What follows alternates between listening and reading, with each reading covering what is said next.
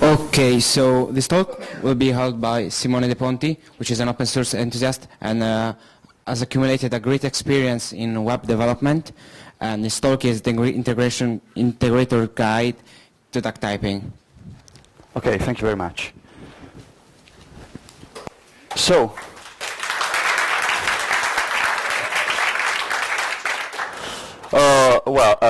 that's me, sort of. So I've been developing in Python since 2005. I work at a company called Abstract, where we do mainly consulting.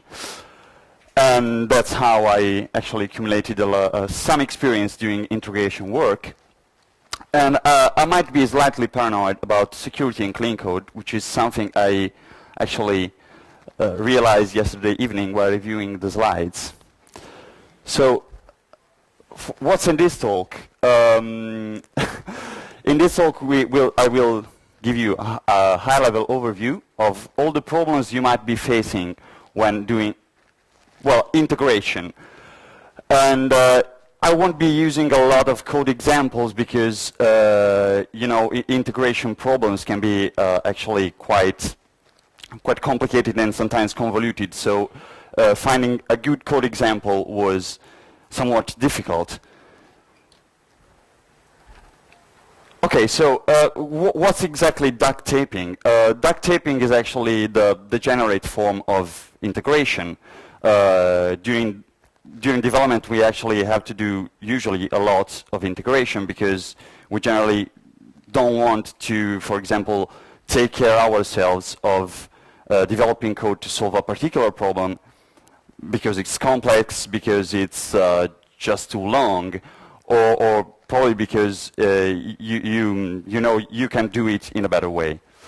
But, or sometimes also because you have to talk with other software, other services, and you actually have to integrate with them. So duct taping happens when you do your integration in a suboptimal way, or you are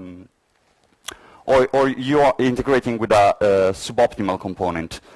By suboptimal, I don't mean it's suboptimal in general, but suboptimal for your particular task. A lot of times we might, you might find a library or a service that sort of does what you want, but not quite. And then you sort of start working around this problem that it does it, but with a little bit of fiddling. And that's fiddling that is duct taping actually. So when you decide to integrate something, it's very important that you choose the right piece of code to integrate. The first thing you have to look at is the best API. And by API, I mean actually, well, if it's a service, it doesn't maybe have a, I mean, not everything has a proper API, but anyway, when you are integrating, either if it's a library, a service, or an utility, you have to check that in its documentation, you can find an example for your use case. If there isn't an example for your use case, you'll probably end up duct taping. Then the second thing, you should always try to prefer things that are under your control. Okay, which is sort of weird because you say, okay, we are integrating something, it's external. But by under your control, I mean something that you install, that you manage. And the other important thing, it shouldn't be something, or at least it's preferable, to use stuff that doesn't actually need to pass it big chunks of data or reprocess your data in the meantime. For example, any SOAP web service is a very big offender in this regard. So in this talk, actually, I'll be sort of walking you through different levels of difficulty. So the first thing is libraries, and you might say, okay, library isn't really integrating, you know. If you even, okay, besides the hello world, any more complex Python application, you'll be using libraries, you know, import something. So that technically isn't integration, but sometimes if you're not using, you know, very well-known libraries, you might end up with using a library that's not quite the right one for you, but you don't have any choice. It's the only choice available, or the other probably suck even more. So what you have to do is to actually wrap or maybe it's too low level. And what you have to do is to wrap this library and to provide actually a nicer interface for yourself to use later on. But in wrapping, it's okay, if you don't do wrapping and start using the library as it is, and especially if it's a very low level, you're already duct-taping and you will regret it very badly. But even when doing wrapping, you might make certain errors. The first thing when you're wrapping a library, and this is very important, is to actually understand what the library does, and you can try to guess what are the design decisions behind a certain API. Sometimes you look at the API the first time and it's like, oh, what's this shit? I mean, seriously, it doesn't make sense. But if it has been written that way, either the guy writing it is a complete idiot, or he had to write it that way because of some internal problems. And generally, the latter is the more probable solution. So one thing you should never do is not respect the scope of the API. Okay, this is a very stupid example. If you have something that's called a connection, it's probably not meant to be instantiated over and over. You should instantiate it once and then use it multiple times. But the same for a lot of other things. If there is an object that in an API is pretty much a singleton, you should not instantiate it over and over. It should actually remain a singleton even in your wrapping. The other thing is actually hiding things. This is very, very problematic because a lot of wrapping I've seen, it's you know, like they wrap the API, something happens in the low-level library, and then you get, oh, an error occurred. Yeah, thanks, I know. Tell me which error and how can I actually recover from it. And this is a very common error, and it actually quite drives me mad. Actually, this example, for example, you know, the I/O error, it provides you with a lot more information than you might think. You know, you're trying to load from a file, some error occurs, and someone like, oh, the file doesn't exist. You go there and the file exists, but maybe you didn't have the right permissions, or maybe there is SA Linux in it, which you'll never code otherwise, if you don't know that it's a permission problem. And IO will at least tell you that the file is there, but you can read it. The last thing is actually reducing the flexibility of for example, a low-level library. While it's, you know, quite common for a low-level library to have a lot of parameters that you're like, okay, I don't really want to expose this. But at the same time, they might be important later. So while you're hiding it, you shouldn't do it in a way that's not pluggable or configurable in a way. Because if later on you realize that, for example, here we have a max size set to, well, whatever, something big, then maybe you might realize that by doing so, for example, I don't know, it's trying to instantiate a buffer that's that large, and you realize later in production that it's really eating up a lot of memory. So if you do something like this and do it repeatedly, it might become soon very hard to actually go in there and refactor the whole thing out. So whenever there is a parameter, try to get it from a method or a constant or whatever, but don't actually completely hide it. So, and this is for Python libraries.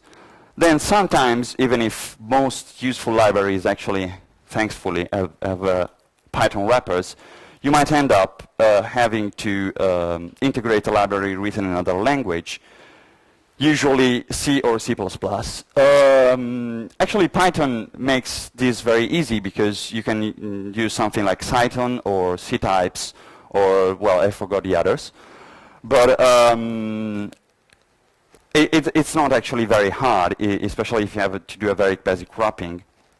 But then you have to start to think about how the low-level library at this point handles certain things. One very, very important thing is multi-threading and multiprocessing. It's really, really easy to start sending from one thread to another stuff that's actually not thread safe, or even worse, between processes. Because, for example, Python has the very useful, actually, multiprocessing library, where you can actually send messages between processes. But if your low-level library somewhere in its data structures has something like a connection, you can't send it over between different processes. And you're going to get errors very, very hard to debug. So always have a look at the data structures before, because they're very important and they tell you how the whole library reasons. You know, in C it's the structs. And the second thing you should do is to not duplicate the data structures, because data structures can grow really big.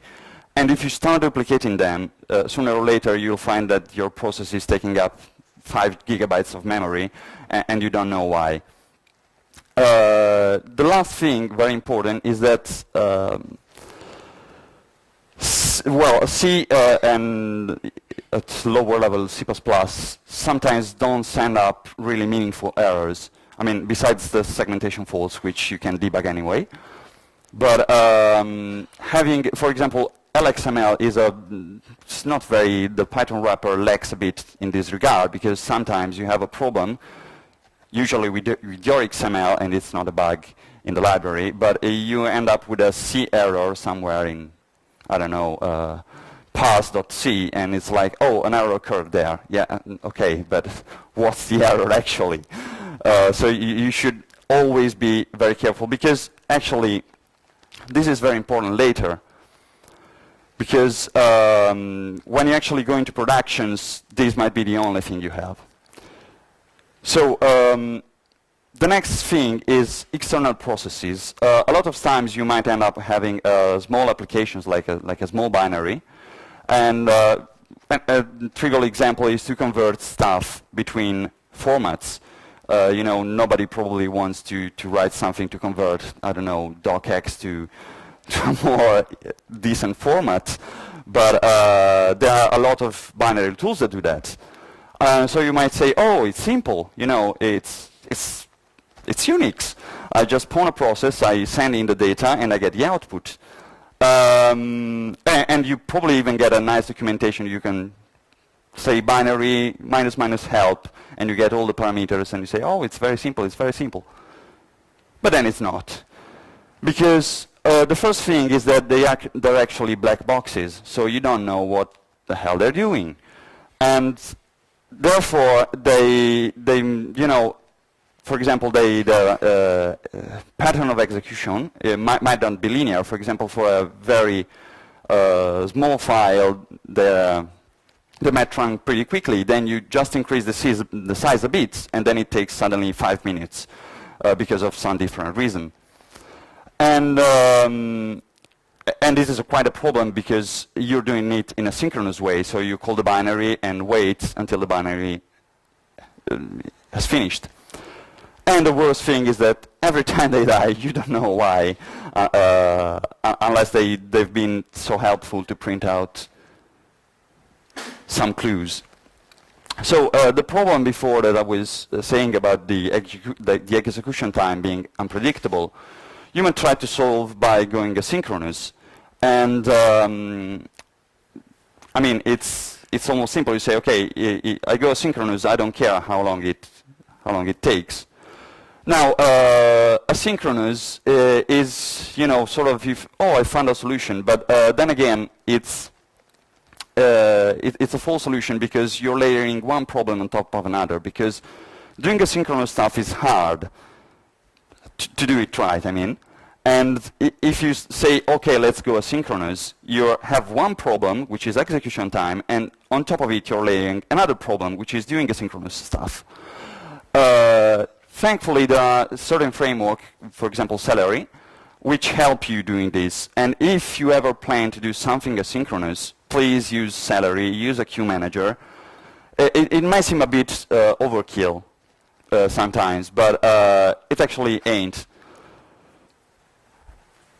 Okay, so when you're doing integration, especially when you're using processes, you must be very, very careful and be somewhat methodic in your approach, because usually they tend to work on your development machine, and 3 months after the launch, they start having problems in production. At this point, you're left with angry people, limited time. If you're being careful, you have a traceback and a log file. But if you haven't been careful, you might not have the two. So you must put special care into assuring that at least you have the traceback and the log file, because the angry people and limited time aren't going to help you. The other two are. So so first thing, you should, of course, do testing. And when testing, you should absolutely mock every call. One approach that I suggest is, since you're probably going to use actually the subprocess module, is to wrap directly the call, the subprocess popen, into a function or a method or whatever, and mock that one, because mocking subprocess can be scary. Furthermore, you should always log, okay, the arguments you're passing to the binary, the standard out to the standard error, but also the environment, the process ID, and the effective user and effective group. This is because sometimes you might have wrong environment variables, like a path that's set to whatever, and it suddenly finds things. The PID is important because sometimes your application dies unexpectedly, and that process keeps running. And you might find it after 2 months when you have a load of processes, and you're like, what's this? And this process is left over from months. And also the effective user and effective group. Effective, not the user. You have a specific call. I think it's get EUED and EGED, because that's very useful to debug. I'll answer questions later. To actually debug any problems you might have with permissions on the file systems, and so on.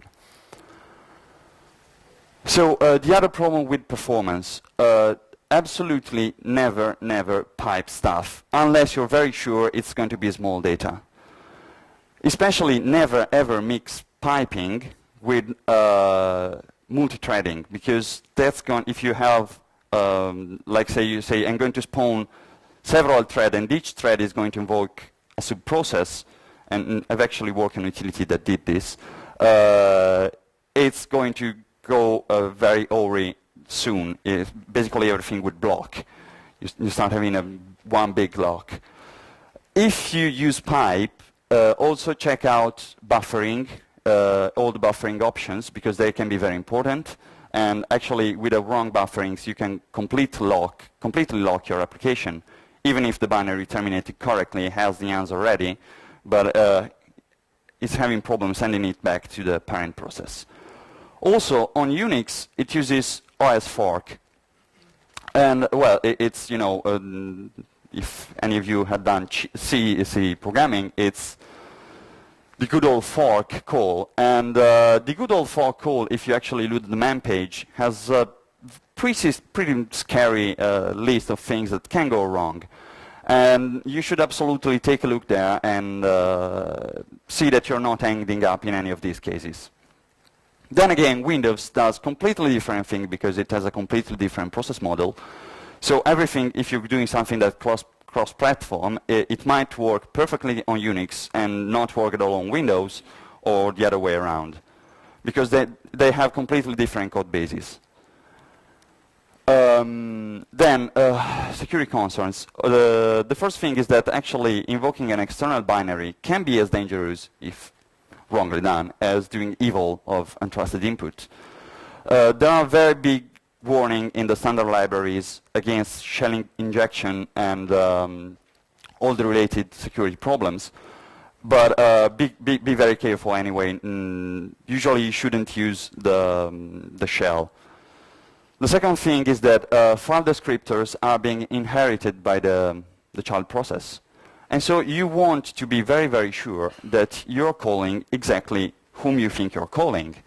This actually happened to us on a system where someone apparently managed to break in and substitute several binaries we were actually calling.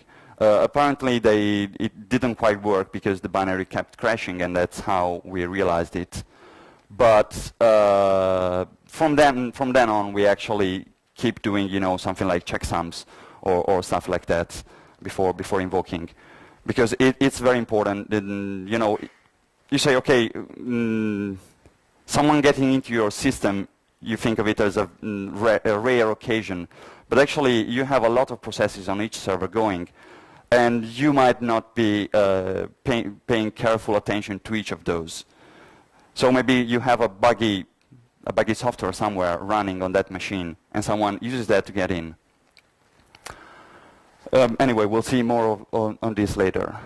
So the next and big steps are services. So from now on, we've seen the stuff that's mainly local.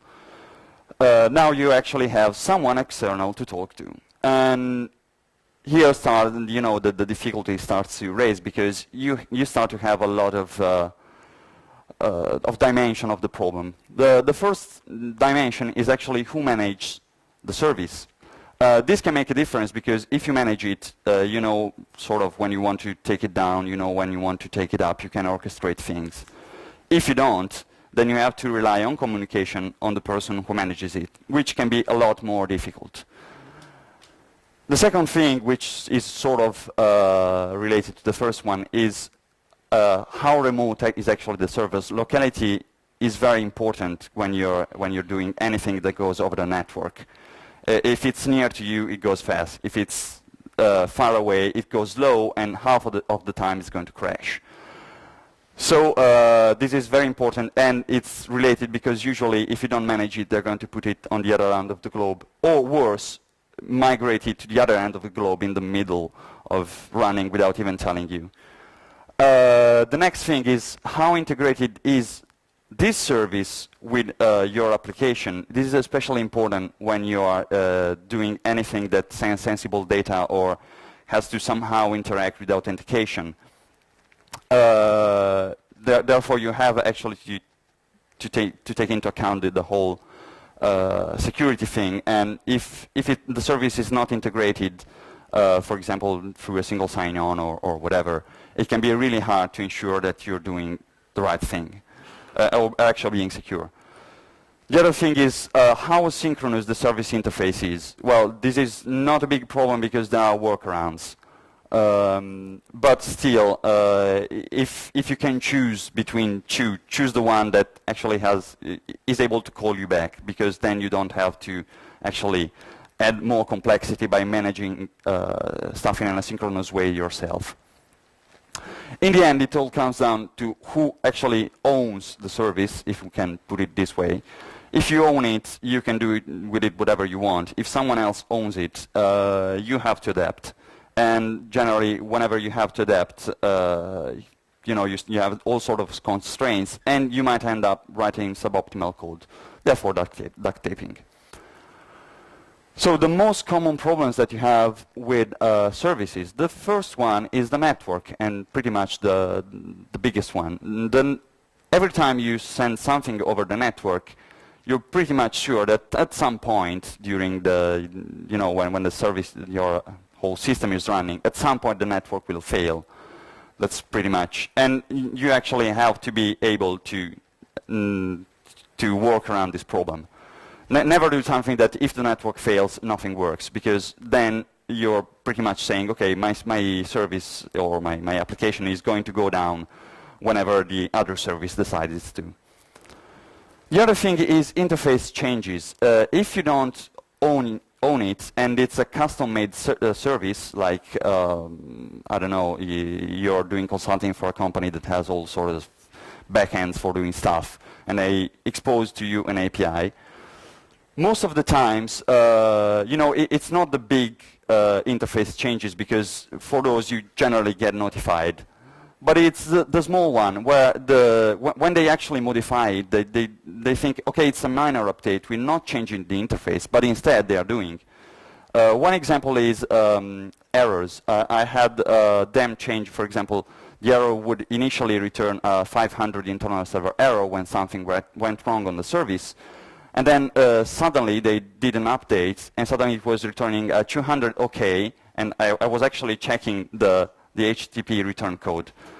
And of course, for me, everything went OK, but instead I was having a payload in the 200 OK saying, oh, really, an error has occurred, here's the traceback.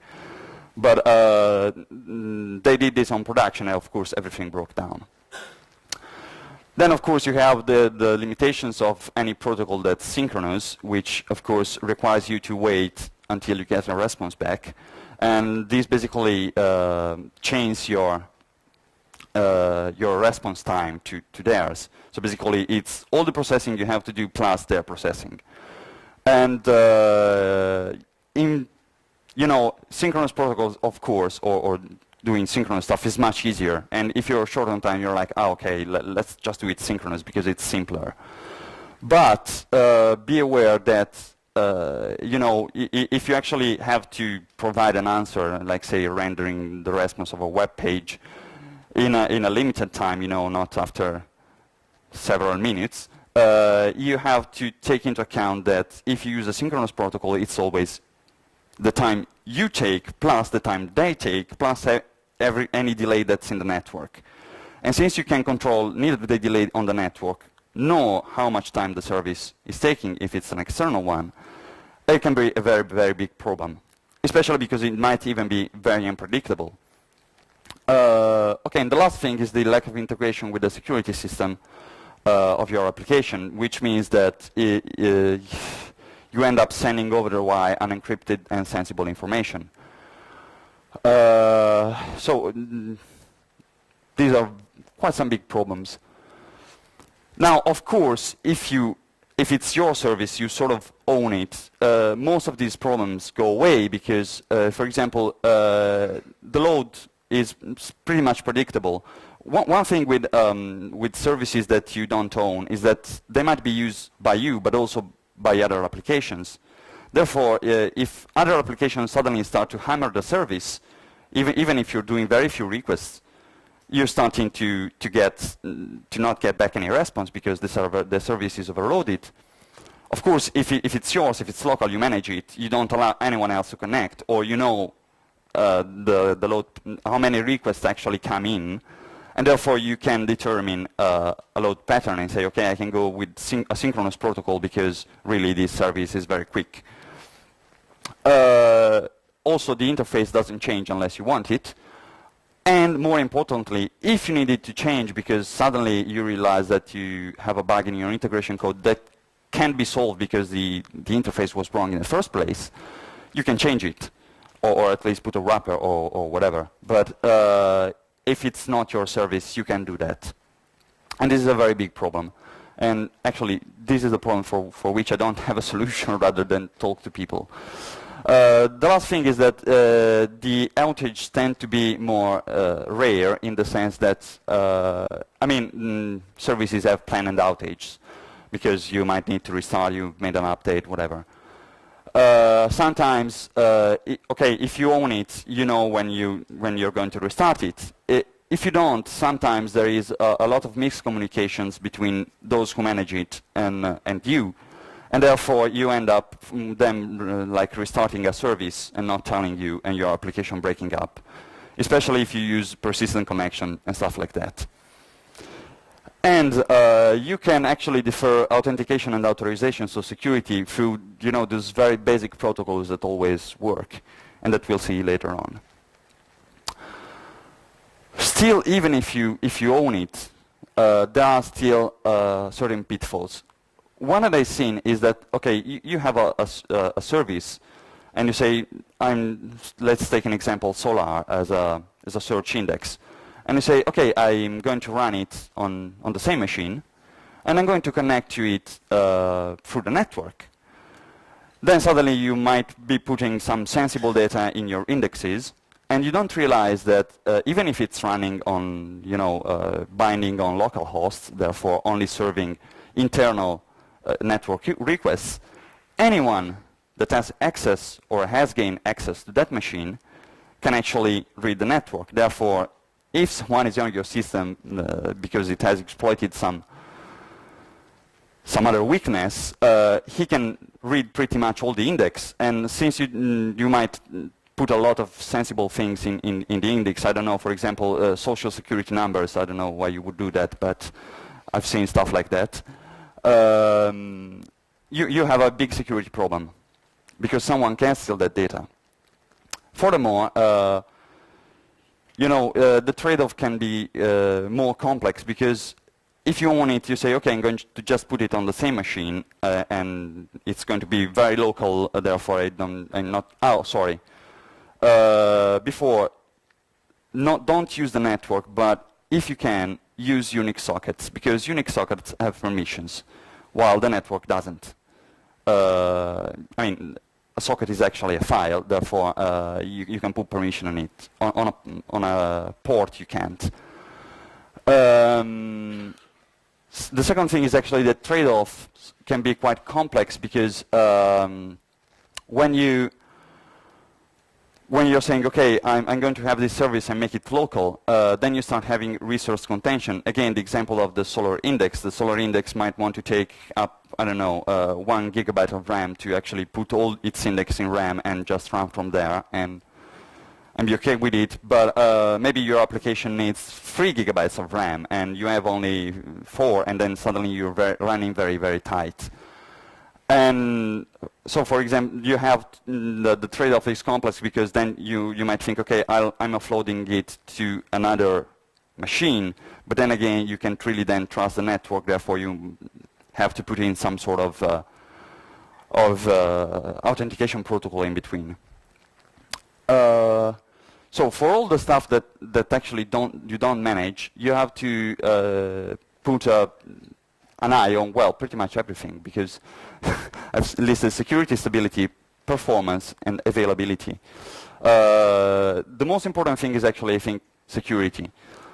The second one is, the last three are actually somewhat linked, because the performance, thank you very much, network,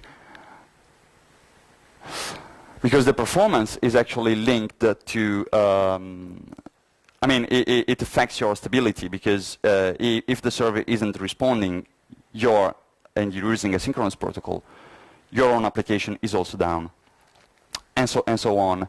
The availability and of course. So security. The very big things to keep in mind: you should always authenticate. Holy. Yeah, exactly. You always have to authenticate.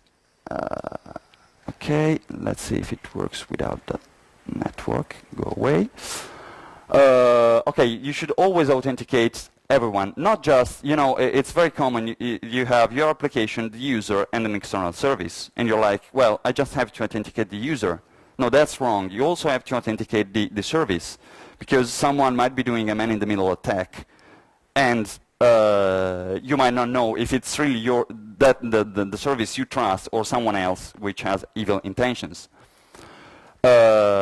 There are actually proven widespread technologies for doing that. For example, even if you're talking between services, it's a good idea to use HTTPS, because in this way, not only the communication is encrypted, but also if you've set up your certificates in a decent way, you can actually say, okay, this is really the service I am calling and not someone else.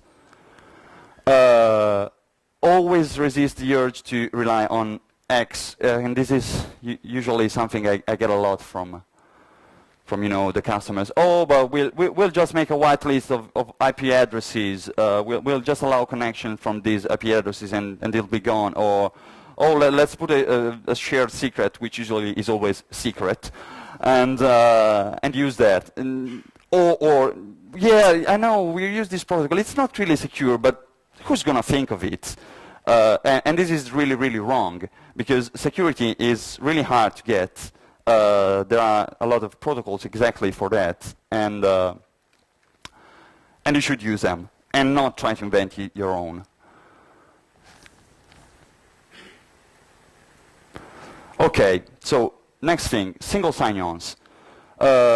Single sign-ons, you know, I always, especially in enterprise environments, they always speak of them like the silver bullet of security.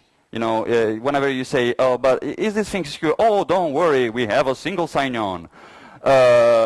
Then you maybe even discover that they don't even have a real single sign-on. Because one important thing is that, you know, the whole single sign-on thing has been someone misconstrued by a lot of people. And you end up having things that are marketed as single sign-ons, but aren't single sign-ons. So you must know exactly which are the properties of that technology, and then know if it solves your security problem or it doesn't.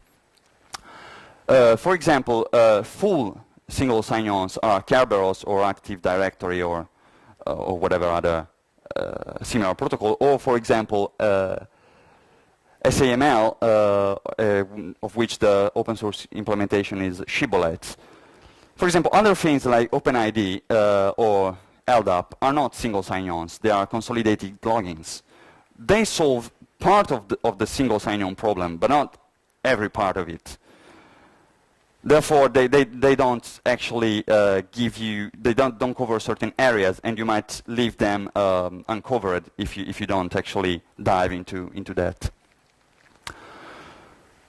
The next thing you should absolutely do is to try to reduce the attack surface. So basically, if you have less doors or less openings in your wall, people can't actually climb in, or it's more difficult and easier to guard them. Therefore, you should actually minimize the data that you send out and that you get in. Don't send out useless data, which might also then end up being sensitive, just because, oh, well, we might be using it in the future.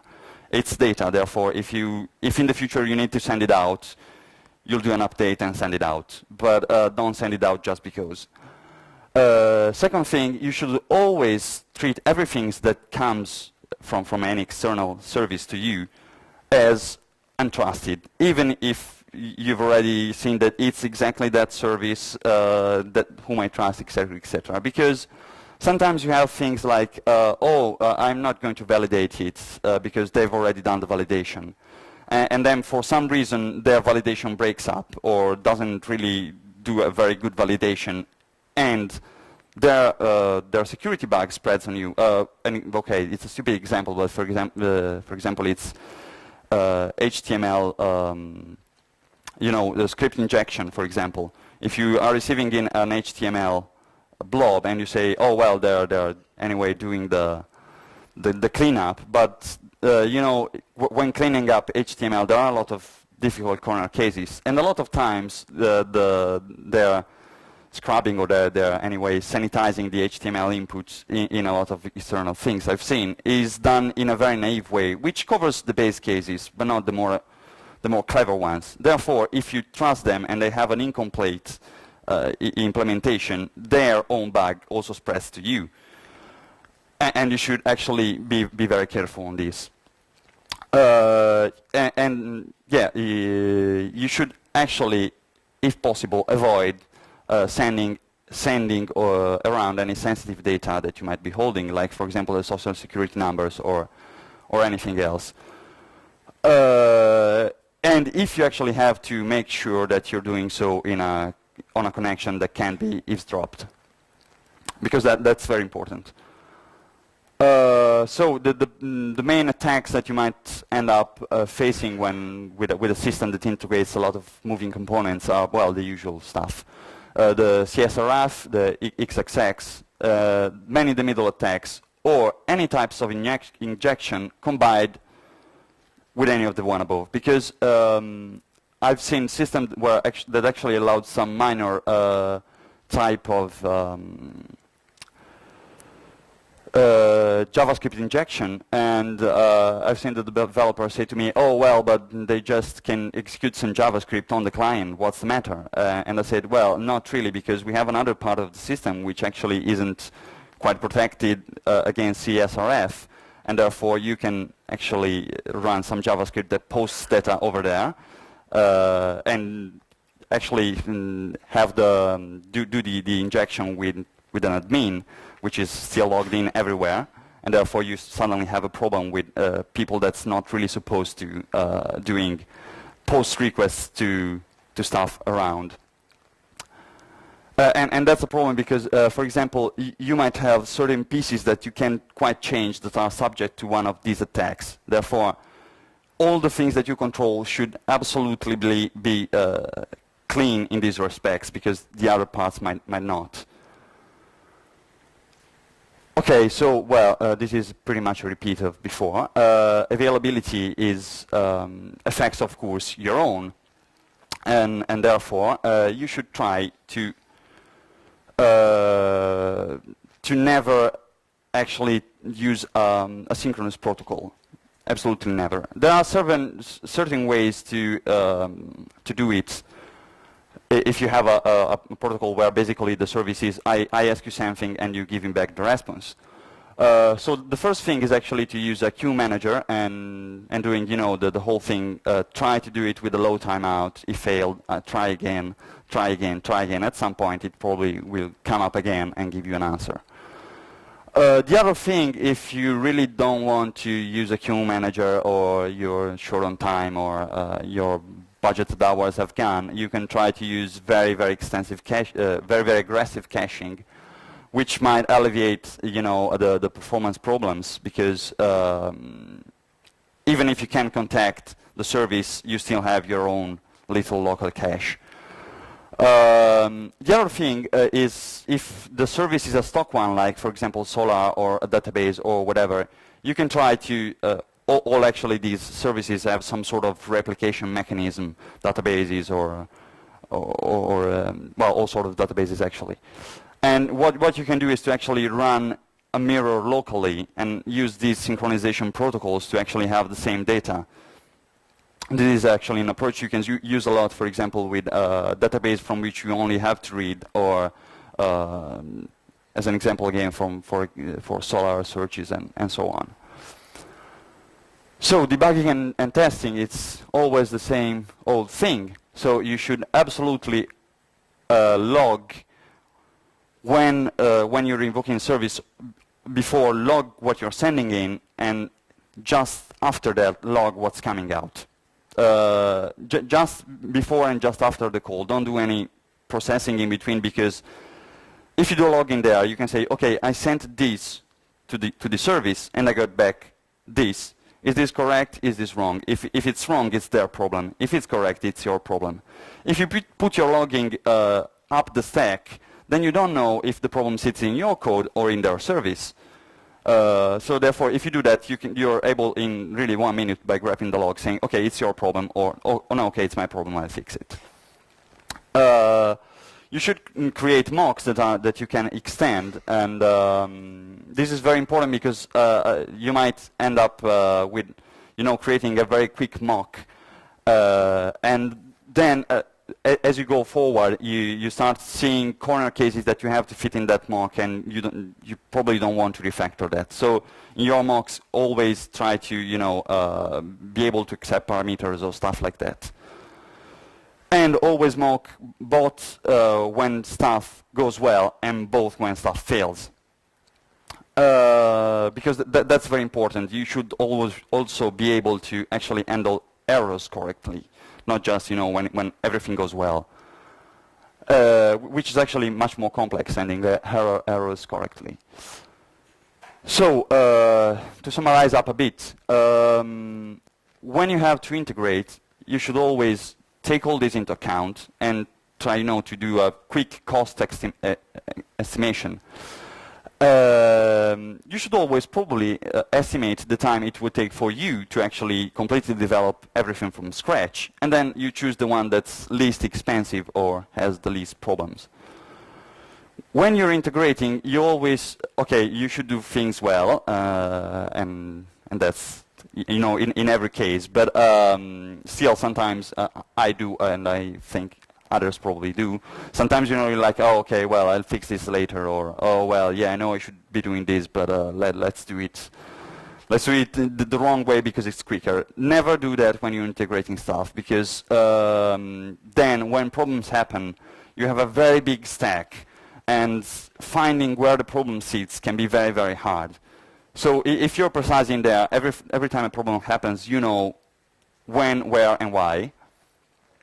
And also, you should try to maintain as much as possible a full knowledge of what's going on in every piece.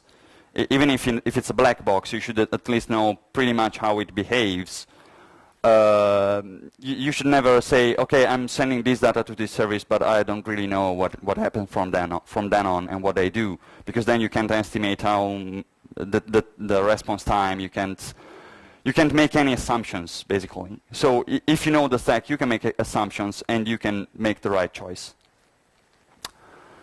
So anyway, that's all. I'm done.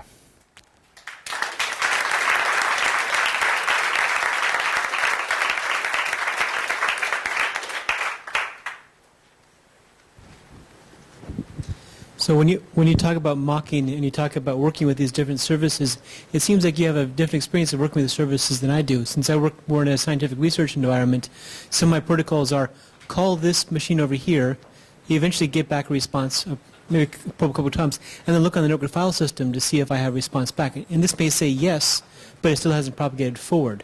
So I have a bunch of tests which depend very strictly on timing and double checking and triple checking that things are synchronized between the different systems. And when you talk about mocking, you don't have any ability to do that sort of timing tests. So how do you timing synchronization? This whole actually I tend to use the mock library, which you've probably heard of. It's one of the various mocking testing libraries. Anyway, what I tend to do is I come up with a very, very basic interface, like a call function, say call service, with some parameters, and I try to mock that. And okay, this is more complex probably, but for example, you can try to set up things where I don't know, for example, if you have this problem with synchronizing things, you can start by creating a temporary directory, which is where your files were being set up, and I don't know, set up an external thread in your test that actually goes there and deletes the file or comes up with a... It just seems like it's easier to run the tests than it is to build the mock system. Yeah, sometimes it's true. Actually, I have the same problem. But then again, running against services, it's in my case, for example, was more complicated because it weren't my services. So I had to coordinate with a lot of people, telling them, put me up at a service. Don't use this as service for anything else. And each time I want to run tests, I need to be able to reach that service, which probably is behind 1,000 VPNs, and you have to hop through hosts to get there. So I don't know. It's a hard trade-off. But generally, if you have mocking, you can always run tests. If you run tests against the service, you have situations where you can't run tests. But the mocking means that you can't. Mocking means that you're no longer testing a single service. So when they change their APIs, if they... You change the mocks. But then you're spending more time changing the mocks to do it when you could just run the tests. So it sounds like it's only when you have this very strong interface that's supposed to be done a certain way, you have pretty strong guarantees, then you start doing the mocks. Yeah, well, that's actually possible. You know, it's a trade-off. But for example, for what I've seen, the trade-off of actually using real services was worse in my case, because, for example, they would most of the time the problem wasn't mine, but it was the service. With the mock, I can say in my test, okay, if I call it the service with these parameters, I get that back, and then maybe in you're running the test with the live service, this wasn't the case, so I was able to tell it's your problem. It's your service that doesn't conform to the interface, not my. Sir, And most of the stuff I work with doesn't have interface. Oh, okay, it doesn't have an interface. Yeah, well then it's probably just the only way to go, to run it against live servers. I was wondering, which binaries are the most compromised when you get hacked? Actually, that happened on, what was something with geographical thing? Yeah, but really, I haven't found it happened just once actually. Ah. So I don't really have statistics, but I think they actually try to randomize that a bit, trying to go into binaries that are probably mostly used. If you have something that's, for example, an utility to convert files, if I was an attacker, I would go for that, because it's there. Probably someone is calling it. How are you going to check to validate if the binaries is Usually, you can do a checksum because. with MD? But yeah, MD5 is okay. It's even what's it called? Tripwire? No. Oh no, I don't know that. But anyway, I use the one that the zip format uses. I mean, it's a checksum. You could probably most of the times even check the size because it tends to vary if it gets hacked. The size of the file. Yeah. It's very hard to hack it and maintain the size and still have it working.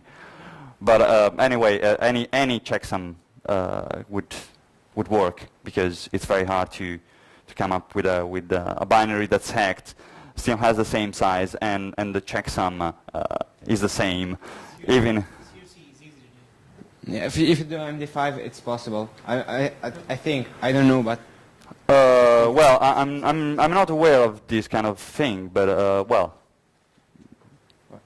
if it's easy to actually have that, well, you should do something like GPG or probably yes, or even SHA is probably doable.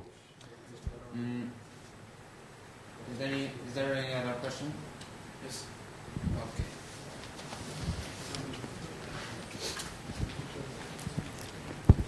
Which kind of proxy do you use for, I don't know, integration with other database that are not locally running or for web resources that you use? Because you said, okay. Well, no. For example, okay, this is sort of quite a hack, but it works. And it's not. It's actually quite secure. For example, imagine you have to connect to a PostgreSQL database, which is quite remote. You can just run your own PostgreSQL locally, and they'll tell you to do, if you're just going to read from the database, saying, okay, this is the slave of the big one. So you're using the synchronization protocol. You can still read it. The worst that can happen is that you're reading all data. But, well, you know, you do caching then on the front end, so it's not really a huge problem. Unless you really have a domain where reading the most up-to-date data is crucial, then you can do this.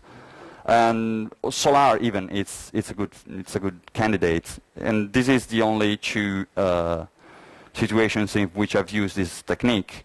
Maybe you can use it in other things. Not when you actually have to call something web, because generally you don't have any replication.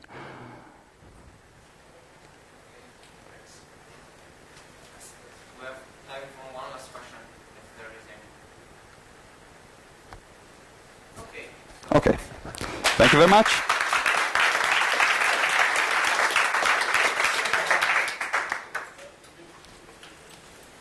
Signore regia, abbiamo finito.